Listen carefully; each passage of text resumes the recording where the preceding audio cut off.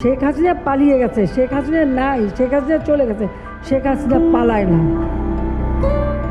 মুখে নানান ফুলঝুরি ফুটলেও আসলে হাসিনা ছিলেন সম্পূর্ণ তার উল্টো। তার মুখে মধু আর অন্তরে ছিল বিষের ফোঁটা। গত 5ই আগস্ট ছাত্র জনতার অভ্যুত্থানের মাত্র কয়েকদিন আগেই বলেছিলেন শেখ হাসিনা পালায় না, কিন্তু সেই হাসিনা পালায় না বলেই 5ই আগস্ট আওয়ামী লীগকে এতিম করে রেখে পালিয়ে যান ভারতে। তখন থেকেই তিনি ভারতে অবস্থান করছিলেন। সেখানে বসেই একাধিকবার কলে নেতাকর্মীদের উজ্জীবিত করার চেষ্টা করেন হাসিনা।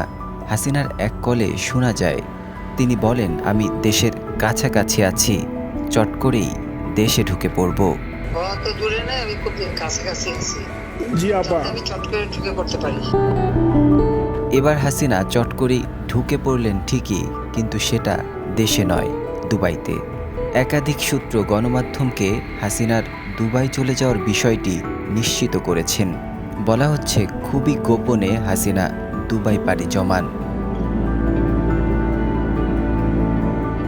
হাসিনা দুবাই পালিয়ে গেলেন ঠিকই, কিন্তু সেখানে আছেন কোথায়, কিভাবে আছেন?